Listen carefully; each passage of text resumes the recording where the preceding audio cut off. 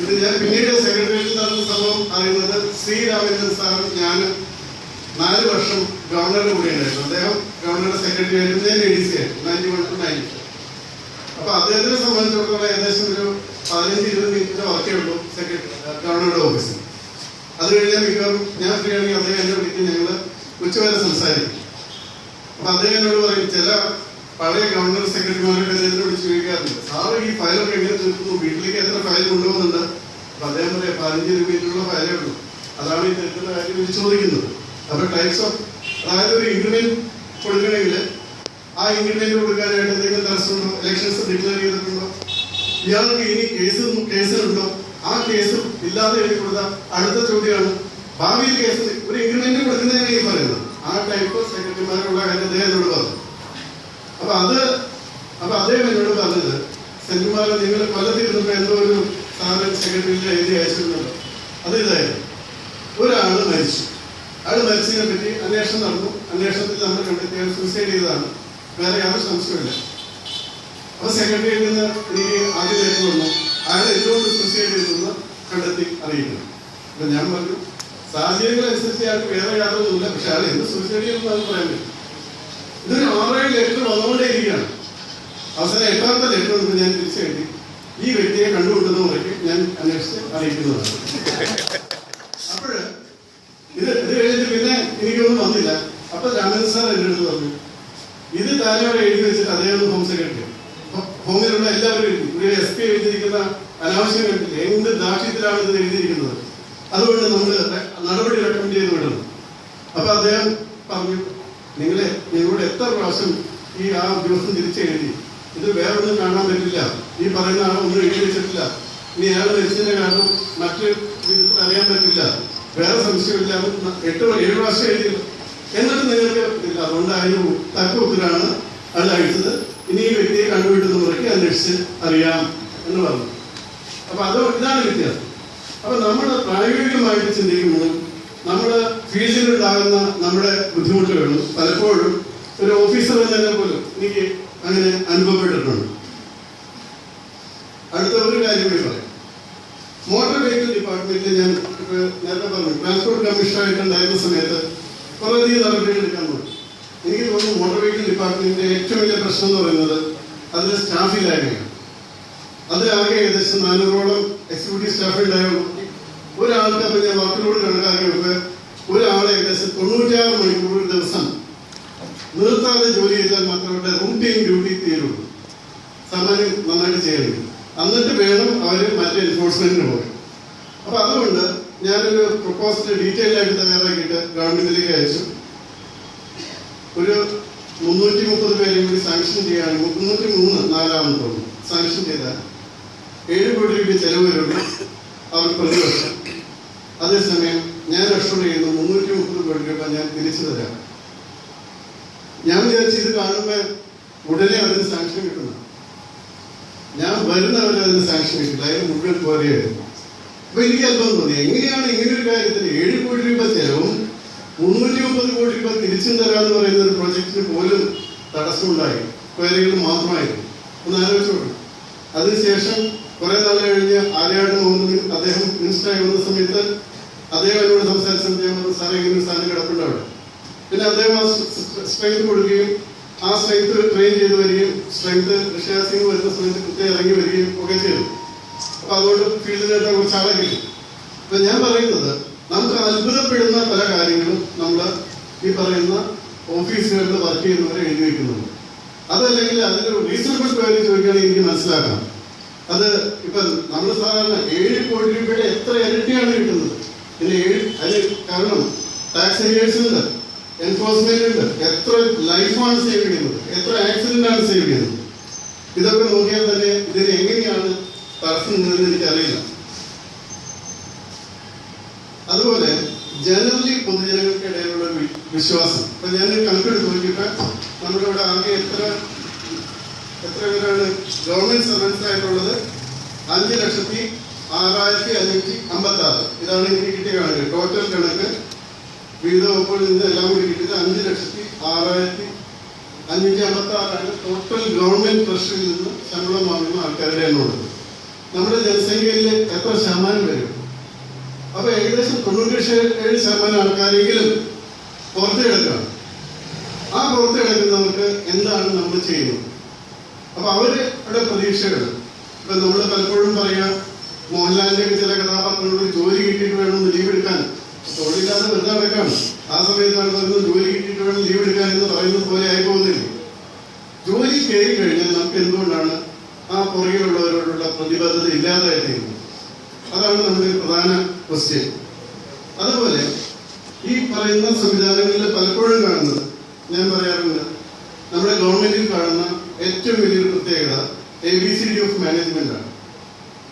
ABCD of management എന്ന് പറഞ്ഞാൽ A എന്ന് പറഞ്ഞാൽ അവോയ്ഡ്, B എന്ന് പറഞ്ഞാൽ ബൈപാസ്, C എന്ന് പറഞ്ഞാൽ കൺഫ്യൂസ്, D എന്ന് പറഞ്ഞാൽ ഡിലേ. ഈ മാനേജ്മെന്റ് ആണ് പലപ്പോഴും നടപ്പാക്കുക. അപ്പൊ ഇത് ആൾക്കാർ വളരെ ബുദ്ധിമുട്ട്. ഇത് എല്ലായിടത്തും ഉണ്ട്. എല്ലാ ഓഫീസുകളിലും പലപ്പോഴും നടക്കുന്ന സ്ഥിതി ഇതാണ്. കാരണം നമ്മൾക്ക് ഒരു സിവിൽ സർവന്റിന് ഏറ്റവും അത്യാവശ്യമായിട്ടുണ്ടാകേണ്ടത് എമ്പതിയാണ്. എമ്പതി സിമ്പതിയേക്കാൾ കൂടുതലാണ്. എന്ന് വെച്ചാൽ ഒരാൾ, ഞാൻ പോലീസിൽ എപ്പോഴും പറയുന്നതാണ്, ഇപ്പൊ നമ്മള് മൂന്നാമത്തെ കാര്യത്തിലൊക്കെ എടുത്ത സമീപനം അതുകൊണ്ടായിരുന്നു. അതുകൊണ്ട് അവരുടെ സ്ഥിതി നോക്കും, അവരുടെ പ്രാക്ടിക്കൽ കണ്ടീഷൻ നോക്കും. അപ്പൊ നമ്മൾ അവരെ പോയി എന്താണ് ചെയ്യുന്നത്? അപ്പൊ അതുകൊണ്ട് എമ്പതി ഉണ്ടാകണം. നമുക്കിപ്പോ ഞാൻ വന്ന ഉടനെ തന്നെ കൊടുത്ത ഒരു പ്രധാന കാര്യം എന്ന് പറഞ്ഞത് man missing, child missing, women missing കേസസിൽ ഏറ്റവും ഒരു ഗ്രേവ് ട്രയലിനേക്കാളും പ്രധാനപ്പെട്ട നടപടി എടുക്കുന്നതാണ്. കാരണം ഒരാളുടെ കുട്ടിയെ പോയി കാണുന്നില്ല. ഞാൻ പലപ്പോഴും ശ്രദ്ധിച്ചിട്ടുണ്ട്, പോലീസ് സ്റ്റേഷനിൽ പോയി നിന്ന് ഇപ്പോഴും, ഞാൻ DG ആയിട്ടും ഇപ്പോഴും പോലീസ് സ്റ്റേഷനിൽ പോയി നിന്ന് വിളിക്കുന്ന അമ്മമാരും കുട്ടികളുടെ പിതാക്കന്മാരും ഒക്കെ ഉണ്ടായിട്ടുണ്ട്. അപ്പൊ അത് അവര് ചെല്ലുമ്പോഴും ഇതുപോലെ 10-15 കേസ് ആ മാസം റിപ്പോർട്ട് ചെയ്ത പോലീസ് സ്റ്റേഷനായിരുന്നു. അപ്പൊ അവരെ സംബന്ധിച്ചിടത്തോളം റൂട്ടീൻ മാറ്ററാണ്. ഇതിൽ പ്രത്യേകിച്ച് വേറെ ഒന്നും കാണുന്നില്ല. നിങ്ങളവിടെ നിൽക്കുക, എന്റെ ജോലിയെല്ലാം കഴിഞ്ഞിട്ട് വേണം. അപ്പൊ അത് മാറ്റിയിട്ട് നമ്മൾ ഇതിന് പ്രയോറിറ്റി കൊടുക്കുക. ഇപ്പൊ നിൽക്കുന്ന പോലീസുകാരൻ ആ 2 ദിവസമായിട്ട് ജോലി ചെയ്യുന്നവരായിരിക്കും. അപ്പൊ ഒന്ന് വീട്ടിൽ പോകാൻ നിൽക്കുന്ന സമയത്തായിരിക്കും ഒരാൾ എന്റെ മോളെ കാണാൻ വയ്യ, ആരുടെ കൂടെ ഒഴിപ്പാൻ സാധ്യത, നിങ്ങളൊന്ന് അവരെ അന്വേഷിക്കാൻ പറയും. അപ്പൊ ഇതുപോലെ വളരെയധികം കാര്യങ്ങൾ നമ്മൾ ആ എമ്പതി ഇല്ലായ്മ കൊണ്ട് സംഭവിക്കും. അപ്പൊ ആ എമ്പതി വളർത്തിയെടുക്കുകയാണെങ്കിൽ നമുക്ക് തീർച്ചയായിട്ടും ഇത് ഞാനായിരുന്നു ഈ സ്ഥലത്ത്, ഞാൻ അവരോട് ചോദിക്കുന്നതാണ്, നമ്മുടെ കുട്ടികളാണ് ഇതുപോലെ കാണാതെ പോയെങ്കിൽ നമ്മൾ പ്രതീക്ഷിക്കും. അപ്പൊ ആ പ്രതീക്ഷയ്ക്ക് അനുസൃതമായിട്ട് നമ്മൾ ജോലി ചെയ്യുന്നതാണ്. അതുപോലെ ചെയ്യുന്ന കാര്യത്തിലുള്ള ആത്മാർത്ഥത, അത് പലപ്പോഴും നമ്മുടെ സിസ്റ്റംസ് ഒക്കെ നിലനിൽക്കുന്നത് തന്നെ ഈ the more you work you get. എല്ലായിടത്തും കാണും. ഒരു വർക്ക് ചെയ്തില്ലെങ്കിൽ പിന്നെ ഒരാളെ അയാൾക്ക് വർക്ക് കൊടുക്കില്ല. ഇപ്പൊ എന്റെ കീഴിൽ 10 ഓഫീസർമാരുണ്ട്, 3 പേര് നന്നായിട്ട് വർക്ക് ചെയ്യണമെങ്കിൽ എനിക്ക് കിട്ടുന്ന വർക്ക് മുഴുവൻ ഞാൻ ആർക്ക് കൊടുക്കുകയും 3 പേർക്ക് കൊടുക്കും. ബാക്കി 7 പേര് വിടും. അവര് കൊടുത്താൽ പിന്നെ കിട്ടുന്ന പ്രശ്നമില്ല. അപ്പൊ ആ 7 പേർക്ക് ഏതെങ്കിലും കച്ചവടം നടത്താനോ അല്ലെങ്കിൽ ചിട്ടി നടത്താനോ ഇതിനൊക്കെ സൗകര്യം കിട്ടവര് അതനുസരിച്ച്. അപ്പൊ ഞാൻ പോലീസ് SP ആയിരുന്ന സമയത്ത് ഇവര് വിളിച്ച് പണിഷ്മെന്റ് കൊടുക്കും. കണ്ടിന്യൂസ് ആയിട്ട് പണിഷ്മെന്റ് അവാർഡ് നിൽക്കില്ലാന്ന് നിൽക്കരുത്. പക്ഷെ ഇയാള് ഒരു 4-5 പണിഷ്മെന്റിന് മറുപടിയൊക്കെ എഴുതി തയ്യാറാക്കി എടുക്കണം. അപ്പൊ പിന്നെ അയാൾക്ക് സ്വന്തമായിട്ട് പണി ചെയ്യാൻ അറിയാൻ പറ്റും. അപ്പൊ അങ്ങനെയൊക്കെ ചെയ്താൽ മാത്രമേ ഇത് നമുക്ക് ഈ നന്നായിട്ട് കൊണ്ടുവരാൻ പറ്റും. അതുപോലെ റൂൾ ഓഫ് ലോ നമ്മളെ ഏറ്റവും കൂടുതൽ പലപ്പോഴും തെറ്റിക്കാണുന്നതാണ്. ഒരു complete rule of law equality എന്ന് പറഞ്ഞ് ചിലപ്പോൾ നടക്കില്ല. പക്ഷെ ഒരു 99% കാരണം ഇപ്പൊ ഒരു മുഖ്യമന്ത്രിയോ അല്ലെങ്കിൽ ഒരു പ്രസിഡന്റോ ഒക്കെ വന്നിട്ട് ഒരു അമ്പലത്തിലോ പള്ളിയിലൊക്കെ പോയിട്ട് ക്യൂ നിന്ന് നിങ്ങൾക്ക് കയറാമോ എന്ന് പറഞ്ഞാൽ അത് നടക്കാറില്ല. പക്ഷെ അങ്ങനെയില്ലാത്ത മിക്കവാറും ഒരു കാര്യത്തിൽ നമുക്കൊരു റൂൾ ഓഫ് ലോ, എല്ലാവർക്കും നിയമം ഒരുപോലെ ബാധകമാണെന്നൊരു സംവിധാനം ഉണ്ടായാൽ വളരെ നന്നായിട്ട് ഈ സിസ്റ്റം വർക്ക് ചെയ്യും. പിന്നെ ഒരു ലോങ് ടൈം വിഷൻ വേണം. ഞാൻ നേരത്തെ പറഞ്ഞതുപോലെ ഇപ്പൊ ഞാൻ KSRTCയിലായിരുന്ന സമയത്ത് അവിടെ ഡിപ്ലോമക്കാരാണ് എഞ്ചിനീയേഴ്സായിട്ട് വരുന്നത്. അപ്പൊ വണ്ടികളെല്ലാം അഡ്വാൻസ്ഡ് ആയിട്ട് പറയും. അപ്പൊ അത് എഞ്ചിനീയറിംഗ് വേണമെന്ന് പറഞ്ഞു. അത് പെട്ടെന്ന് പാസ്സായി വന്നു, എല്ലാം റെഡിയായി. അത് കഴിഞ്ഞ് മോട്ടോർ വെഹിക്കിൾസിൽ വന്നൊക്കെ മോട്ടോർ വെഹിക്കിൾസിന്റെ ഡിപ്ലോമ ആണ്. അപ്പൊ ഞാൻ പറഞ്ഞു ഓക്കെ, നമുക്ക് ഇവിടെ എഞ്ചിനീയർ വേണം.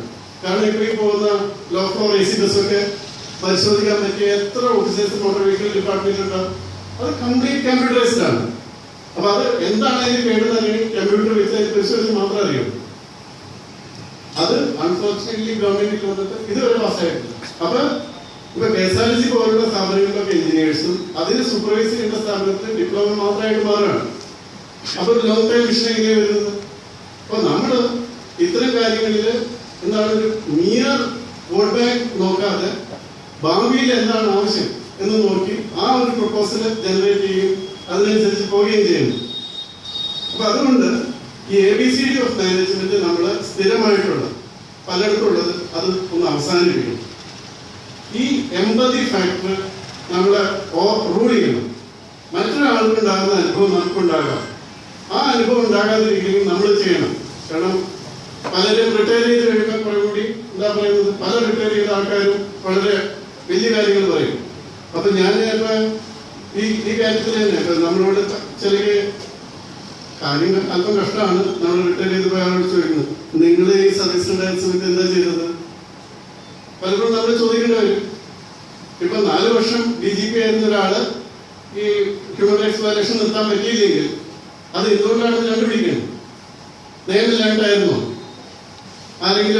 ആർക്കെങ്കിലും എന്താണ് നടപടി എടുക്കാൻ അധികാരമില്ലാതെ ആയിരുന്നോ? അപ്പൊ എന്തുകൊണ്ടാണ് സംഭവിച്ചത്? അപ്പൊ അതിനുത്തരം അദ്ദേഹം തന്നെ കണ്ടെത്തണം. അത് റിട്ടയർ ചെയ്ത് കഴിഞ്ഞിട്ട് പിന്നീട് പ്രസംഗം നടത്തിയിട്ട് കാര്യമില്ല. അപ്പൊ അതുകൊണ്ട് നമ്മള് പ്രാക്ടിക്കലായിട്ട് പ്രായോഗികമായിട്ടുള്ള കാര്യങ്ങൾ സർവീസിലിരിക്കുമ്പോൾ തന്നെ നല്ല രീതിയിൽ ചെയ്താൽ മാത്രമേ പിന്നീട് പുറത്തിറങ്ങിയിട്ട്, അല്ലെങ്കിൽ ഹിപ്പോക്രസിയാണ് നമ്മുടെ മിക്കവാറും ആൾക്കാരുടെ വലിയൊരു പ്രശ്നമാണ് ഹിപ്പോക്രസി. ഒന്ന് പറയും, മറ്റൊന്ന് പ്രവർത്തിക്കും. കുറച്ച് കഴിയുമ്പോൾ ഇതെല്ലാം ആൾക്കാർ കണ്ടുപിടിക്കും. ആ ആൾക്കാർ കണ്ടുപിടിക്കുന്നതിന്റെ ഏറ്റവും വലിയ പ്രത്യക്ഷ ഉദാഹരണമാണ് മൂന്നാമത്. ഈ ഹിപ്പോക്രസികളെ കണ്ടുപിടിക്കുകയും അത് പബ്ലിക് എങ്ങനെ അഫക്ട് ചെയ്യുന്ന പാർട്ടി എങ്ങനെ മനസ്സിലാക്കും. എൻ്റെ ഒരു അസസ്മെന്റ് അതാണ് എനിക്ക് മൂന്നാറുള്ളത്, അല്ലെങ്കിൽ മറ്റു ചിലയിടങ്ങളിലൊക്കെ സംഭവിക്കുന്നത്. അപ്പൊ അതുകൊണ്ട് ഈ ഇരുട്ടുകൊണ്ട് കോട്ടയടയ്ക്കുന്ന സമ്പ്രദായമൊന്നും അധികകാലത്തേക്ക് കൊണ്ടുപോകാൻ സാധിക്കില്ല. നമ്മള് മറ്റുള്ളവർക്ക് ഉണ്ടാകുന്ന പ്രശ്നങ്ങൾ നമ്മളെ കൂടിയായിട്ട് കണക്കാക്കി അതനുസരിച്ച് നടപടി എടുത്താൽ മാത്രമേ ഇനിയുള്ള കാലം അത് മുന്നോട്ട് പോകാൻ പറ്റും. അത് മാത്രമല്ല, നമ്മൾ പലപ്പോഴും കാണുന്നത് government is for government servants. പലപ്പോഴും ഗവൺമെന്റ് സർവൻസിനെതിരെ പൊതുവായി പെടുന്ന ഒരു കാര്യമാണ്, നമുക്ക് എല്ലാം വേണം, നമുക്ക് എല്ലാ സൗകര്യം വേണം. നമ്മുടെ സൗകര്യങ്ങൾക്ക് ഒരു 10-1 അല്ലെ അതിന് കുറവുള്ള ആൾക്കാർക്ക് എന്ത് ചെയ്യണം, എന്താണ് പ്രയോറിറ്റി? ഇപ്പൊ നമ്മൾ അതുപോലെ തന്നെ നോക്കിയല്ലോ, ഞങ്ങൾ എപ്പോഴും പറയുന്ന ഒരു കാര്യമാണ്, SC/ST ഡിപ്പാർട്ട്മെന്റുകൾക്ക് കഴിഞ്ഞ കുറെ വർഷങ്ങളിൽ കിട്ടിയിരിക്കുന്നു. അപ്പൊ നിങ്ങളൊരു മാവോയിസ്റ്റ് പ്രോബ്ലം ഫേസ് ചെയ്യുന്നുണ്ട്. അതിന്റെ ഫണ്ട് മുഴുവൻ എവിടെ പോയി? എന്തുകൊണ്ടാണ് ഈ ട്രൈബൽ മേഖലകളിൽ ഇപ്പോഴും ആൾക്കാർ ആ രീതിയിൽ ജീവിക്കേണ്ടി വരുന്നത്? അപ്പൊ അതിനെ പറ്റി ഒരു അസസ്മെന്റ് പ്രോപ്പറായിട്ട് നടത്തുന്നത്. എന്തുകൊണ്ടാണ് ഈ 10,000 കോടി രൂപ ചെലവ് ചെയ്തിരിക്കുന്നത് ഒരു ഫലമില്ലാതെ പോയത്? ഈ ട്രൈബൽസ് ഇപ്പോഴും ഈ പറയുന്ന മാവോയിസ്റ്റിന്റെ പിടിയിൽപ്പെടാതെ ഞങ്ങൾ ഓടിയിടുന്നത് മാറ്റി നിർത്തേണ്ടി വരുന്നു. ഇപ്പോഴും അവിടെ ചെല്ലുന്ന ഈ പ്രോബ്ലംസ് കേൾക്കേണ്ടി വരുന്നുണ്ട്. അപ്പൊ അത് ആ കാര്യങ്ങളിൽ ഉള്ള ഒരു താല്പര്യം. അപ്പൊ അതുകൊണ്ട് ഫണ്ട് എങ്ങനെയാണ് പോയത്? യൂട്ടിലിറ്റി. നമ്മൾ പലപ്പോഴും നോക്കുന്നത് സ്പെൻഡിങ് മാത്രമാണ്. 100 കോടി രൂപ കിട്ടി, 100 കോടി രൂപ സ്പെൻഡ് ചെയ്യും. For what? അപ്പൊ അതുകൊണ്ട് എന്ത് അച്ചീവ്മെന്റ് ഉണ്ടായി? ഇത്തരം കാര്യങ്ങളൊക്കെ നമ്മുടെ സിവിൽ സർവീസിൽ പ്രോപ്പറായിട്ട് മറ്റൊന്നുള്ളത് പ്രായോഗികതയാണ്. ഇപ്പൊ ഈ KSRTC ഇരിക്കുമ്പോൾ ഞങ്ങൾ ബോർഡ് മീറ്റിംഗ് കഴിഞ്ഞ് ഇത്ര 1500 മറ്റോ വണ്ടി വാങ്ങിക്കാനായിട്ട് ഡിസിഷൻ എടുത്ത് അയച്ചു. ആക്ച്വലി അത് പലപ്പോഴും തെറ്റാണ്. ഞാൻ KSRTC എഴുതിയിട്ടുണ്ട്. കാരണം അതെല്ലാം ഇൻഡിപെൻഡന്റ് ഓർഗനൈസേഷൻസ് ആണ്. പക്ഷെ കുറച്ച് കഴിഞ്ഞ് എല്ലാം ഗവൺമെന്റ് സെക്ടറിലേക്ക്, എല്ലാം ഗവൺമെന്റിന്റെ കീഴിലാണ്. ഒരു ഡിസിഷൻ പോലും എടുക്കാൻ പറ്റാത്ത വിധത്തിൽ ഈ സാധനം നമ്മുടെ പബ്ലിക് സെക്ടറിന്റെ ഏറ്റവും വലിയ പ്രോബ്ലം അതിന്റെ ഇൻഡിപെൻഡൻസ് ഈ രീതിയിൽ ഇല്ലാതാകുന്നു എന്നുള്ളതാണ്. There should be power and responsibility together. The power is with somebody, responsibility is with somebody എന്നുള്ളതാണ് പലപ്പോഴും ഇത്തരം സ്ഥാപനങ്ങളിൽ സംഭവിക്കുന്നത്. അപ്പൊ അതുകൊണ്ട് അതില് പിന്നെ വരുന്നതാണ് 2 ബസ് വാങ്ങിച്ചുള്ളൂ. ഓർഡറും കേട്ടോ, ഞാൻ തന്നെ പറഞ്ഞു അത് എന്തെങ്കിലും വിഡിത്തരായിരിക്കും, അതങ്ങ് മാറ്റി വെച്ചേക്കേണ്ടത്. അപ്പൊ ഇതേപോലെ യാതൊരു ഇത് അപ്ലൈ ചെയ്യാതെ മൈൻഡ് അപ്ലൈ ചെയ്യുക, ആ കാര്യങ്ങൾ എങ്ങനെയാണ് സംഭവിക്കുന്നത്? അപ്പൊ ഇത്തരം കാര്യങ്ങൾ നമ്മൾ ശരിക്കും ഒന്ന് അപഗ്രഥിക്കണം. ആ അപഗ്രഥത്തിന്റെ അടിസ്ഥാനത്തിൽ നമ്മൾ ചെയ്യുന്ന രീതികൾ പ്രായോഗികമായിട്ട് എന്ത് സംഭവിക്കുന്നു നിങ്ങളൊക്കെ റോഡിൽ പോകുന്നത് നടക്കുന്ന പ്രായോഗികത, വണ്ടി ഓടിച്ചു പോകുന്നത് നടക്കുന്ന പ്രായോഗികത, അതുപോലെ നമ്മുടെ പ്രയോറിറ്റീസ് എന്തൊക്കെയാണ് നമ്മുടെ പ്രയോറിറ്റീസ്. ഇപ്പൊ എന്നെ സംബന്ധിച്ചിടത്തോളം എന്റെ പ്രയോറിറ്റി ചോദിച്ചാല് ഞാൻ പറയാം, ആദ്യം കുടിവെള്ളം, രണ്ടാമത് വേസ്റ്റ് മാനേജ്മെന്റ്, ഡ്രൈനേജ് സിസ്റ്റംസ്, ഇതൊക്കെ. അടുത്തത് ആയിട്ടാണ് നമ്മുടെ മറ്റ് ഹോസ്പിറ്റൽസ്, ഇതുപോലുള്ള കാര്യങ്ങളാണ് പ്രയോറിറ്റി വരുന്നത്. പക്ഷെ നമ്മുടെ പ്രയോറിറ്റി എങ്ങനെയാണ് വരുന്നത്? കാരണം നമ്മള് മറ്റെല്ലാ കാര്യങ്ങളും ഉണ്ടാക്കി വരുന്ന അവസാനം തിരിഞ്ഞു നോക്കുമ്പോൾ കുടിവെള്ളം ഉണ്ടാക്കുന്നത്. അപ്പൊ അത് എങ്ങനെയാണ് നമുക്ക് കിട്ടുക? അതല്ലെങ്കിൽ വേസ്റ്റ് കലർന്ന് കംപ്ലീറ്റ് വെള്ളം. ഇപ്പൊ ആലുവയിൽ എറണാകുളത്തേക്ക് വരുന്ന വെള്ളത്തിന്റെ ക്വാളിറ്റി നോക്കണം. അത് മിക്കവാറും കുറെ ഡ്രെയിനേജിൽ നിന്ന് വരുന്ന വെള്ളം അവിടെ നിന്ന് പമ്പ് ചെയ്ത് നമ്മൾ കുടിക്കുകയാണ്. അത് മാത്രമല്ല, ഫ്ലാറ്റ്സിലൊക്കെ നോക്കും. ഇപ്പൊ ഈ ഫ്ലാറ്റുകൾ, നൂറുകണക്കിന് ഫ്ലാറ്റുകൾ ഉണ്ടാകുന്നത്, ഒരു ഡ്രെയിനേജ് സിസ്റ്റം ഇല്ല. ആ ഫ്ലാറ്റുകളിൽ വരുന്ന മനുഷ്യ വിസർജ്യങ്ങൾ എവിടെ പോകുന്നു? എറണാകുളം പോലുള്ള സ്ഥലത്ത് വാട്ടർ ലെവല് അത്രയും പൊങ്ങി നിൽക്കുന്നതുകൊണ്ട് ഒരു മഴ പെയ്യുമ്പോൾ ഇതെല്ലാം പൊങ്ങി പോകുന്നുണ്ട്. ഞാൻ കാണാറുള്ളതാണ്, അവിടെ പോലീസ് ക്വാർട്ടേഴ്സിലൊക്കെ ഉണ്ട്. അപ്പൊ അതിനൊന്നും ഡ്രെയിനേജ് സിസ്റ്റം ഇല്ല. ചെറിയ ചെറിയ ഈ എന്താണ് ഹോളുകൾ ഇട്ടിട്ടാണ് അതിലാണ് ഈ വിസർജ്യം പോകുന്നത്. മഴ പെയ്യുമ്പോൾ ഇതെല്ലാം പുറത്തേക്ക് വരും. അതിനാണ് നമ്മൾ താമസിക്കുന്നത്. അപ്പൊ അതിന്റെ ഒരു പ്രയോറിറ്റി എവിടെയാണ്? അതേപോലെ ഉള്ള പ്രയോറിറ്റിയിൽ നമ്മൾ എന്താണ് ചിന്തിക്കുന്നത്? ഞാൻ നേരത്തെ പറഞ്ഞു, ഇതുകൊണ്ടാണ് ഇപ്പൊ ഞാൻ വല്ലപ്പോഴൊക്കെ ശ്രദ്ധിക്കുന്ന രണ്ട്, എനിക്ക് ഒന്ന് മറിമായ എന്ന് പറഞ്ഞൊരു പ്രോഗ്രാം ഉണ്ട്, മനോരമ. അതില് നിങ്ങൾ നോക്കുമ്പോഴാണ് എങ്ങനെയൊക്കെയാണ് ഒരു ഓഫീസിലെ കറപ്ഷനും നാട്ടുകാർക്കുള്ള ഉദ്യോഗങ്ങൾ എങ്ങനെയെല്ലാം ഉണ്ടാകാവുന്നവര് പല എപ്പിസോഡിലും ശരിക്കും കാണിക്കുന്നത്. അതുപോലെ മീഡിയ വണ്ണിന്റെ MIT മൂസ, മീഡിയ വണ്ണിലുള്ള വളരെ നന്നായിട്ട് സാമൂഹികമായിട്ടുള്ള പ്രശ്നങ്ങൾ പലപ്പോഴും നന്നായിട്ട് കാണിക്കുന്നുണ്ട്. അതെല്ലാം യാഥാർത്ഥ്യങ്ങളെ കണ്ടിട്ട് അതിൽ നിന്ന് കഥയുണ്ടാക്കി അതിൽ നിന്ന് വരുന്നതായിട്ട് എനിക്ക് തോന്നിയിട്ടുള്ളൂ. കാരണം ഇതെല്ലാം നമ്മുടെ ജീവിതത്തിൽ കണ്ടുകൊണ്ടിരിക്കുന്ന കാഴ്ചകളാണ്. അതുകൊണ്ട് നമ്മുടെ ഗവൺമെന്റ് സർവീസ് എന്ന നിലയിൽ ഞാനിത് അത് എനിക്ക് പറയാൻ പറ്റില്ല. ഞാൻ കുറച്ച് പോയിന്റ്സ് മാത്രമാണ്, കാരണം ഇപ്പൊ തന്നെ ഏകദേശം 2 മണി കഴിഞ്ഞു തോന്നി. അപ്പൊ അതുകൊണ്ട് എനിക്ക് പറയാനുള്ളത്, ഒരു ഗവൺമെന്റ് സർവന്റിന് എമ്പതിയും സിൻസിയറിറ്റിയും അതുപോലെ ഒരു ലോങ്ങർ വിഷൻ അതൊക്കെ ഉണ്ടായിട്ട് അതനുസരിച്ച് പോവുകയാണെങ്കിൽ നമ്മൾ കുറച്ചുകൂടി ബെറ്ററായിരിക്കും. പിന്നെ നമ്മള് ഗവൺമെന്റ് സർവീസ് എന്ന നിലയിൽ മാക്സിമം ചൂഷണത്തിന്, അതായത് ഗവൺമെന്റിന് കിട്ടുന്ന എല്ലാ കാര്യങ്ങളും നമ്മൾക്ക് മാത്രം കയ്യിലാക്കണം എന്ന്, ഞാൻ അടക്കമുള്ളവർക്ക് കയ്യിലാക്കണം എന്നൊരു ധാരണ ഉണ്ടായാൽ കുറച്ച് കഴിയുമ്പോൾ ഈ സിസ്റ്റത്തിൽ നിലനിൽക്കാൻ പറ്റില്ല. അതുകൂടി മനസ്സിലാക്കും. അങ്ങനെ ഒരു സിസ്റ്റത്തിൽ നിലനിൽക്കാനായിട്ട് സാധ്യമാകില്ല. അപ്പൊ ആ സിസ്റ്റം നിലനിൽക്കണമെങ്കിൽ ലിമിറ്റേഷൻ. വേറെ നമ്മള് എല്ലാവർക്കും എല്ലാവരുടെയും പ്രശ്നങ്ങളുണ്ട്.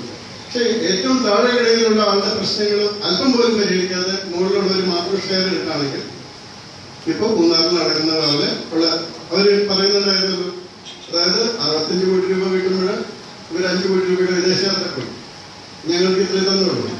ആ സ്ത്രീകൾ പറയുന്നത് നോക്കുക, സർപ്ലസ് വാല്യൂവിന്റെ ഡിസ്ട്രിബ്യൂഷൻ എങ്ങനെയാണ് നടക്കേണ്ടതെന്നുള്ളൊരു, ഞാൻ പറഞ്ഞത് സർപ്ലസ് വാല്യൂ എന്നത് ബേസിക് കമ്മ്യൂണിസ്റ്റ് തിയറിയുടെ ഒരു പ്രിൻസിപ്പിളായിട്ടാണ്. അത് ശരിക്കും അവരറിയാതെ തന്നെ പറയുന്നത് ആ ഒരു തിയറിയാണ്. എവിടെയാണ് ഞങ്ങൾക്ക് മാത്രം ഇല്ലാതെ വരുന്നത്? 5 കോടി രൂപയിലധികം അവര് വിദേശയാത്ര നടത്തി. ഈ വർഷം അവർ വിദേശയാത്ര നടത്തി. പക്ഷെ ഞങ്ങൾക്ക് എന്ത് ചെയ്തു? ഇതാണ്. അപ്പൊ അതേപോലെ ക്വസ്റ്റ്യൻസ് ഉയർന്നു വരും. അപ്പൊ അതുകൊണ്ട് നമ്മള് ബിആറിനോട്ട് എന്താ പറയുന്നത്, സ്ഥിരമായിട്ട് ഗവൺമെന്റ് സർവീസ് ആരും ഉണ്ടാവില്ല. അതെല്ലാം ഒരു ജനാധിപത്യ സമ്പ്രദായത്തിൽ മാറിക്കൊണ്ട് വരും. അതുകൊണ്ട് നമ്മുടെ അടുത്ത തലമുറകളെയും മറ്റുള്ളവരെയും സംരക്ഷിക്കുന്നതിന് വേണ്ടി ഇത് നമ്മുടെ ശാശ്വതമായിട്ടുള്ളൊരു കാര്യം മാത്രമല്ല, ഇത് നമുക്ക് കിട്ടിയിരിക്കുന്ന വലിയൊരു അവസരം. ടു ഗിവ് സർവീസ് എന്ന നിലയിൽ കണക്കിലെടുക്കുകയാണെങ്കിൽ കുറെ കൂടി നല്ല രീതിയിൽ നമുക്ക് അതുപോലെ മടുപ്പ് തോന്നിയിട്ടൊരു കാര്യമില്ല. ഇതൊക്കെ പലരും പറയും ഇതൊന്നും നടക്കില്ല. അത് ആദ്യം തന്നെ മാറ്റുക. ആദ്യം നമുക്ക് ട്രാഫിക് നിയമമായാലും ബാക്കി എന്ത് നിയമമായാലും എല്ലാം മറ്റുള്ളവർ ചെയ്തോളും, പക്ഷെ എനിക്കൊന്നും ബാധകമല്ല എന്നുള്ള ആറ്റിറ്റ്യൂഡ് മാറ്റിയിട്ട് ഞാൻ മറ്റുള്ളവർ എന്ത് ചെയ്യുന്നു ഞാൻ നോക്കുന്നില്ല, ഞാൻ നന്നാകും, ഞാൻ നല്ല രീതിയിൽ ജോലി ചെയ്യും, ഞാനൊരു പോസിറ്റീവ് വേ, ഒരു ഫയലിൽ നിയമപരമായിട്ട് എങ്ങനെ അത് ചെയ്തു കൊടുക്കാൻ സാധിക്കും എന്നായിരിക്കും എന്റെ ലക്ഷ്യം. അത് ചെയ്ത് കൊടുക്കാതിരിക്കാനുള്ള ലക്ഷ്യമല്ല ഞാൻ നോക്കുന്നത്. അത് ഏത് രീതിയിൽ ചെയ്തു കൊടുക്കാൻ പറ്റും ഇതില്ലല്ലോ, അതാണ് ഞാൻ ശ്രമിക്കുന്നത് എന്ന് വിശ്വസിച്ച് നമ്മൾ മുന്നോട്ട് പോവുകയാണെങ്കിൽ എനിക്ക് തോന്നുന്നു നമ്മുടെ സമൂഹം വളരെ വേഗത്തിൽ നല്ല രീതിയിൽ പോകും. മാത്രമല്ല, ഇപ്പോൾ പൊതുവെ പബ്ലിക് സർവീസിനോട് ജനങ്ങൾക്കുണ്ടാകുന്ന വിഷമം ഇല്ലാതാകും. അതുപോലെ അടുത്ത തലമുറകൾക്ക്, മാറി മാറി വരുന്ന തലമുറകൾക്ക് വരുന്ന സമയത്ത് നോക്കാനായിട്ട് കുറച്ചുകൂടി റിസോഴ്സസ് ഉണ്ടാകും. അപ്പൊ അതിനുള്ളൊരു ശ്രമമായിരിക്കണം നമ്മളെല്ലാ സിവിൽ സർവീസും നടത്തേണ്ടത്. ഏതായാലും സദസ്സിന്റെ ആഭിമുഖ്യത്തില് ഇവിടെ എന്നെ വിളിക്കുകയും ഇത്ര സമയം സംസാരിക്കാൻ തരികയും ചെയ്തതിൽ ഇതിന്റെ ഭാരവാഹികളോടും ഞങ്ങളുടെ എല്ലാവരോടും നന്ദി പറഞ്ഞുകൊണ്ട്, ഇതൊരു എന്താണ് പറയുന്നത്, എനിക്ക് സാറ്റിസ്ഫാക്ഷൻ ഉള്ള സ്പീച്ച് അല്ല. കാരണം ഒന്ന്, ടൈം വളരെ കൺസ്ട്രെയിൻഡ് ആണ്. ആക്ച്വലി കഴിഞ്ഞ 2-3 ദിവസം ആയിക്കൂടിന്റെ അസോസിയേറ്റ്. അപ്പൊ അതുകൊണ്ട് ഇല്ലല്ല, എനിക്ക് മീറ്റിംഗ് ഉണ്ട് 2 മണിക്ക്. അപ്പൊ അതുകൊണ്ട് ഉള്ള ഡിഫിക്കൽട്ടീസ് ഉണ്ട്. ഞാൻ കുറച്ച് എഴുതിയത് ഇവിടെ കൊടുത്തിട്ടുണ്ട്. എനിക്ക് സിവിൽ സർവീസിനെ തോന്നിയത് ഞാൻ അതിൽ എഴുതിയിട്ടുണ്ട്. അതൊന്ന് നോക്കാം. എനിക്ക് തോന്നിയ കാര്യങ്ങളാണ്. പബ്ലിഷ് ചെയ്യാവുന്നതാണ്. അപ്പൊ ആ ഒരു കാര്യങ്ങൾ ഞാൻ എഴുതിയിട്ടുണ്ട്. എഴുതാത്ത കുറച്ച് കാര്യങ്ങൾ പറഞ്ഞത്. അതിൽ ഏറ്റവും ആദ്യം പറഞ്ഞ ശ്രീ ജോർജ് ഫെർണാണ്ടസ്, ഞാൻ ആ വ്യക്തിയെ പറഞ്ഞിട്ട് ഞാൻ ഈ സിയാച്ചിന്റെ എക്സാമ്പിൾ പറഞ്ഞത്, എന്തുകൊണ്ട് ആദ്യം എല്ലാ ക്വറികളും ഒബ്ജക്ഷൻസും എഴുതിയവര് സിയാച്ചിൽ 15 ദിവസം പോയി തിരിച്ചു വന്നപ്പോൾ ആ കംപ്ലീറ്റ് ക്വറികളും ഒബ്ജക്ഷൻസും മാറ്റി. ഇത് നമ്മൾ എപ്പോഴും ഓർക്കണം.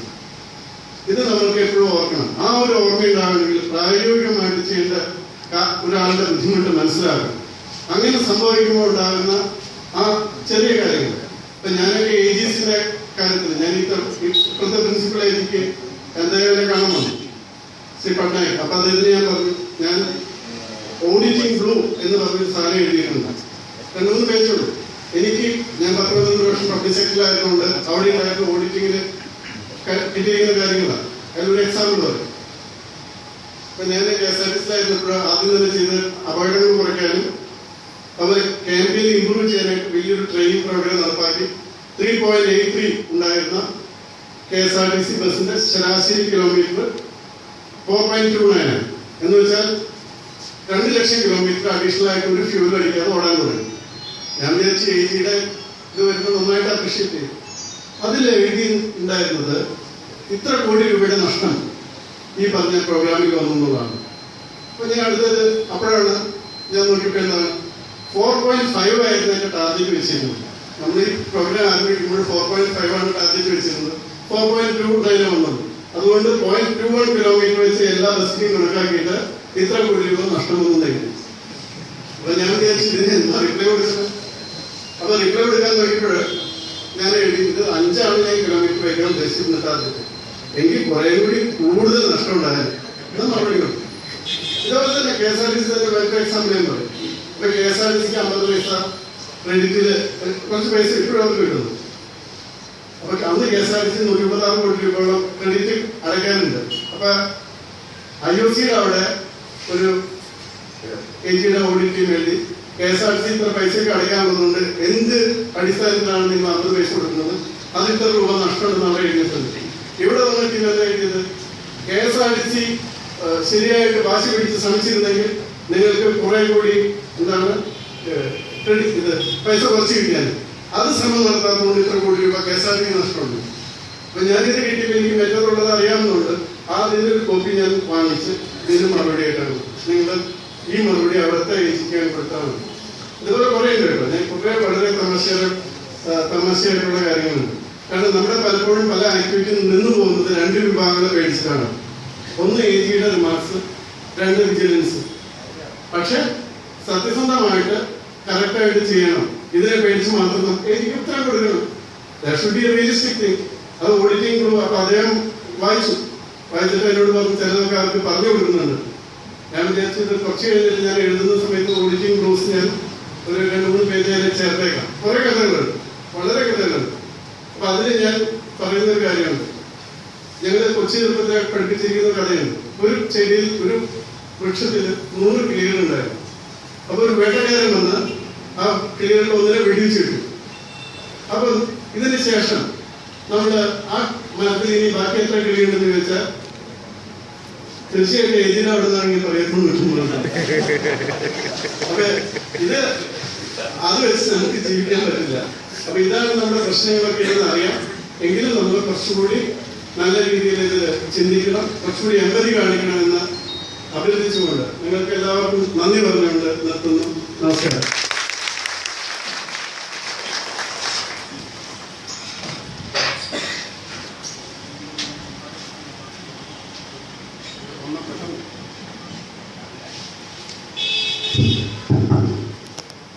കേരള സംസ്ഥാനത്തിന്റെ DGPയോട് ആർക്കെങ്കിലും എന്തെങ്കിലും ചില സംശയങ്ങളോ എന്തെങ്കിലും ഉണ്ടെങ്കിൽ ചുരുങ്ങിയ വാക്കുകളെ ചോദിക്കാമോ?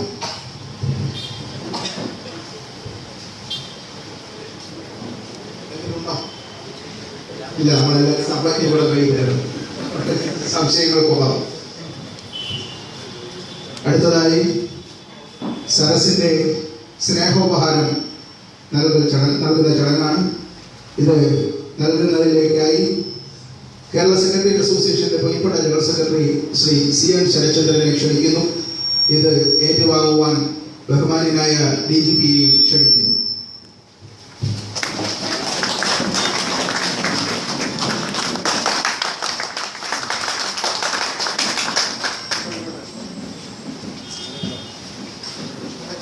കൃതജ്ഞത രേഖപ്പെടുത്തുന്നതിനായി ജോയിന്റ് സെക്രട്ടറി ശ്രീ സജീവ് പരിശോധന ക്ഷണിക്കുന്നു.